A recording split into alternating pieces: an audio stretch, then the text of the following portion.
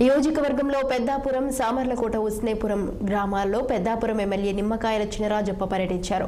కేంద్ర ప్రభుత్వం ప్రవేశపెట్టిన స్వచ్ఛ భారత్, స్వచ్ఛాంధ్రప్రదేశ్ కార్యక్రమాల్లో ఆయన పాల్గొన్నారు. గ్రామాలన్నీ అభివృద్ధి చెందితేనే దేశం అభివృద్ధి చెందుతాయనే ఉద్దేశంతో ఈ కార్యక్రమాన్ని చేపట్టారని అన్నారు.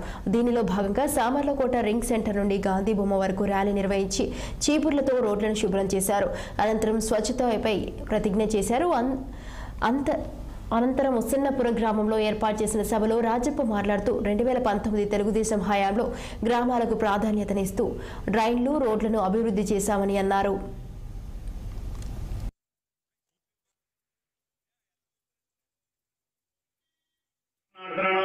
పార్క్ బాగు చేశాను, రోడ్డు బాగు చేస్తున్నాను, మొక్కలు నాడుతున్నాను, డ్రైనేజీలు బాగు చేస్తున్నాను. ఇప్పుడు సామర్లకోటలో 50-60 లక్షలు ఈ డ్రైన్లు బాగు చేస్తాను. చూడండి, ఎక్కడికైనా ప్రొక్లైన్ పెట్టి డ్రైన్ తీసుకునేస్తాను మొత్తం అంతా.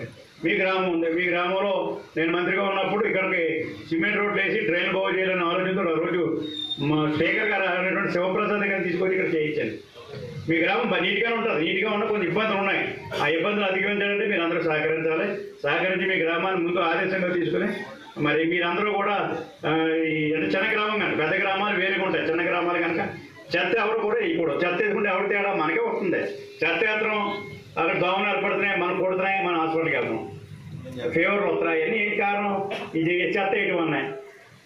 ఇప్పుడు కొన్ని దేశాలు అయితే ఎలాంటి దేశాలు బాగుపడ్డాయంటే రోడ్డు మీద ఉమ్మెత్తే ఫైన్, రోడ్డు మీద ఏదైనా కాగితం పాడైతే ఫైన్, ఇమీడియట్గా కెమెరా అవుతుందో అది ఫైన్ చేస్తారు. అది చేస్తాలో జెర్సీ ఇవ్వాలి, ఎక్కడ కూడా వేయరు. అలాగే మన గ్రామాలు మన గ్రామం మనం బాగవ్వాలంటే, మన ఆరోగ్యాలు బాగవ్వాలంటే మనం నీట్గా ఉంచుకోవాలన్నది